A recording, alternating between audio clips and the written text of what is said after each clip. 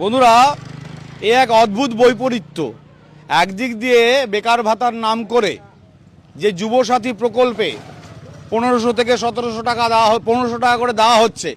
এই কারণে দেওয়া হচ্ছে যে সমস্ত স্টুডেন্ট পরীক্ষা দেবেন, বিশেষত চাকরির পরীক্ষা দেবেন কিংবা অন্য কোনো পড়াশোনাজনিত কাজে খরচ করবেন, তারা মাধ্যমিক পরীক্ষার পর মাধ্যমিক পাস যারা, তারা সেই পয়সাটা কাজে লাগাবেন। আর অন্যদিকে ইউনিভার্সিটিতে, আলিপুরদুয়ার ইউনিভার্সিটিতে এই মুহূর্তে আমরা দাঁড়িয়ে, ইউনিভার্সিটিতে যে মাস্টার ডিগ্রি লেভেলের যে পরীক্ষাগুলো হবে সামনের মার্চেই হবে, তাতে যেখানে নাকি 700 থেকে 800 টাকা করে পরীক্ষার ফিস ছিল, শুধুমাত্র সাধারণ পরীক্ষা একাডেমিক লাইনের যে ফিসগুলো সেগুলোই 700-800 থেকে চলে গেছে 1600 টাকায়। বাধ্য করা হচ্ছে, না দিলে পরে, সময় মতন না দিলে পরে 200 টাকা করে ফাইন করা হবে, এরকমই নোটিশ জারি হয়েছে আলিপুরদুয়ার ইউনিভার্সিটিতে। এবং তাতে নিয়ে ক্ষোভ বেড়েছে ছাত্রছাত্রীদের মধ্যে, একেবারে দ্বিগুণ হয়ে যাওয়া। এবং পাশাপাশি যারা নাকি জিওগ্রাফি বা যাদের ল্যাব রয়েছে তাদের সেই অঙ্কটা পৌঁছে গেছে 700 থেকে 800 থেকে সরাসরি 2200-2300-তে পৌঁছে গেছে। মানে এক কথায় বলতে গেলে যে ভাড়ে মা ভবানীর অবস্থা কি হয়েছে আলিপুরদুয়ারের এই ইউনিভার্সিটির। কিছুদিন আগে যারা নাকি অ্যাফিলিয়েশন পেয়েছে সমস্ত কিছুর, তা না হলে তো এত বড় লাফ দেওয়ার কোনো জায়গা থাকে না। স্টুডেন্টদের কথাগুলো কে ভাববে, এই প্রশ্ন কিন্তু আসছে এবং তাদের হয়ে বলার কেউ নেই। দ্য ফোর্থ কলামের তরফ থেকে আমরা খবর পেয়ে আপনাদের সঙ্গে শেয়ার করছি খবরটা, কথা বলবো ওদের সাথে, আপনারাই শুনুন যে ওরা কি ভাবছে। যে সমস্ত স্টুডেন্ট দূর দূরান্ত থেকে আলিপুরদুয়ার ইউনিভার্সিটির সুযোগ সুবিধাটুকু নিচ্ছে, তারা এই প্রায় ডাবল হয়ে যাওয়া ফিস তারা কিভাবে ভাবছেন। কত টাকা ফিস ছিল? ফিস আমরা সিনিয়রদের কাছ থেকে শুনেছিলাম 800 থেকে 700 টাকা মতো ছিল। ওকে, আমাদের নন ল্যাব যারা আছে স্টুডেন্ট তাদের জন্য। আর যাদের ল্যাবে ছিল, ল্যাবেরটা জানি না, কিন্তু ল্যাবের এখন 2300 টাকা হয়েছে। আর ল্যাবের থেকে যারা আছে ওরা বলবে যে আপনারা কিভাবে নিচ্ছেন এই ব্যাপারটা আমরা ঠিকভাবে নিচ্ছি না, আমাদের ফিসটা কমালে খুব ভালো হতো। দিতে অসুবিধা হবে না? দিতে তো অসুবিধা হবে, কিন্তু তাও কিন্তু আজকে এরকম একটা সিচুয়েশনে আসা হলো। কারণ আপনারা কি ইউনিভার্সিটি কর্তৃপক্ষের কাছে রিকোয়েস্ট করেছেন? হ্যাঁ, আমরা বলেছি। চিঠি দিয়েছেন কোন? কাকে দিয়েছেন চিঠি? রেজিস্ট্রার স্যারের কাছে দিয়েছি। কি ওরা বললেন বললো তিনি? যে কথা বলবো, অন্যান্য যারা ডিপার্টমেন্ট আছে অন্যান্য তারাও এসেছে, তারা উনি বারবার এই প্রসঙ্গটা নিয়ে কথা বলতে চান না, বারবার সেম টপিকে কথা বলতে চান না স্টুডেন্টদের সাথে, সেটাই বললেন। কিন্তু বলতে তো হবে, আর ওনার কোনো সিদ্ধান্ত আমাদের জানানোটা দরকার, যেহেতু 25 তারিখ লাস্ট ডেট।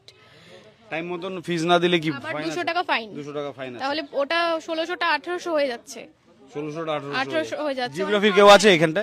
আপনাদের ল্যাব গত বছর কত ছিল? 700 ছিল, এইবার 700 করে কত ছিল, হয়েছে? 2300 টাকা, অনেকটা বাড়িয়েছে। আপনাদের জিওগ্রাফি আমাদের মাস্টার জিওগ্রাফি, ডিগ্রি হ্যাঁ মাস্টার ডিগ্রি খুবই খারাপ, আমাদের খুবই খারাপ। আমাদের ক্লাস মানে নোংরা, ভাঙা, আর ল্যাবের অবস্থা তো একদমই খারাপ। সবথেকে বড় কথা, একটা কোনো আপগ্রেড নেই, একটা নাম করার ওটা একটা খাতা পর্যন্ত নেই। আমরা পরে কথা বলবো, হ্যাঁ, আপাতত ফিসটা নিয়ে কথা বলি। বন্ধুরা, কথা বলতে হলে এই স্টুডেন্টরা কিন্তু অনেক কথাই বলবে এবং কেঁচো ঘুরতে না বেরোক, বিষাক্ত কিছু না হয়তো বেরোবে। আলিপুরদুয়ার ইউনিভার্সিটি সদ্য জন্ম নিল, সুতরাং এতটা চাপ দেওয়াও ঠিক না চারদিক থেকে। আমরা সেই খবরগুলো নিয়ে আসতেও চাইছি না, সময় প্রত্যেককেই দিতে হয় সমস্ত কিছু ঠিকঠাক রাখার জন্য। কিন্তু এটা কি আমরা জানি না এই নির্দেশ কোথা থেকে এসছে যে আলিপুরদুয়ার ইউনিভার্সিটি একবারে এইভাবে ডাবল ফিস কেন স্টুডেন্টদের কাছ থেকে আদায় করার জন্য উঠে পড়ে লেগেছে। আমরা কর্তৃপক্ষের সঙ্গে এখনও কথা বলিনি, পরবর্তীতে আমরা প্রথমেই এই খবরটা আপনাদের কাছে রাখলাম, ফলো আপ নিউজে আমরা ইউনিভার্সিটি কর্তৃপক্ষের সঙ্গে কথা বলবো।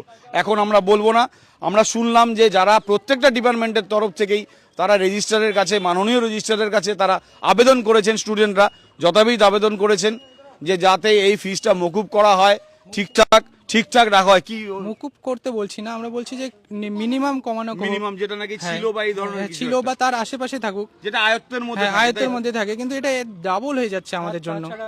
তাছাড়া স্যার আমরা লোকাল হতে পারি, কিন্তু এখানে অনেক স্টুডেন্ট আছে দূর দূরান্ত থেকে আসে, বারোবিশা, কুমারগ্রাম, কেউ শীতলকুচি, সীতাই, এগুলোর থেকে আসছে।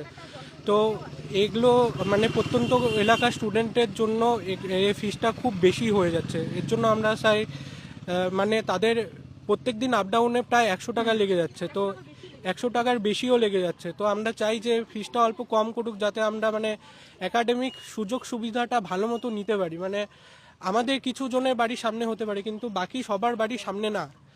তো বুঝতে পেরেছি। এ ভাই আপনি কোথা থেকে আসেন? শীতেই থেকে আমি সিতাই থেকে। তো আপনি কোথা থেকে আসেন? আমি তপসিকাতা তপসিগাছা থেকে। আপনি? মরিচবাড়ি থেকে মরিচবাড়ি। আপনি? চেকো থেকে চেকো থেকে। বন্ধুরা আমরা প্রত্যেককে যদি জিজ্ঞাসা করি এরকমই বেরোবে। ইউনিভার্সিটি মানেই তাই যে দূর দূরান্ত থেকে মানুষজন আসবে এবং এইভাবেই ইউনিভার্সিটি গড়ে ওঠে। ইউনিভার্সিটির সুযোগ সুবিধাগুলো দেয়।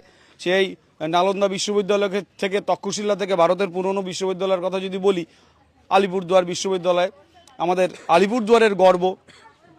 সমস্ত কিছু সার্টিফিকেট পেয়ে পথ চলা শুরু করেছে। কিন্তু এই যে পরীক্ষার ফিসের যে খাড়া স্টুডেন্টদের উপর চাপিয়ে দেওয়া হচ্ছে এক কথায়, সেটা সম্ভবত ঠিক নয় এবং এ নিয়ে প্রশ্ন উঠছে। এখানে 2-4 জন স্টুডেন্ট আছে বটে, বাদবাকিরাও রয়েছে, প্রত্যেকেই একই কথা বলছেন। আমরা 2-4 জন স্টুডেন্টের সাথে কথা বললাম।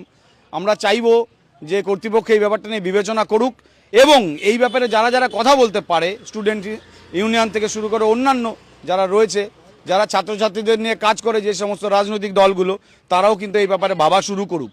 অনেক ধন্যবাদ। দেখতে থাকুন দ্য ফোর্থ কলাম।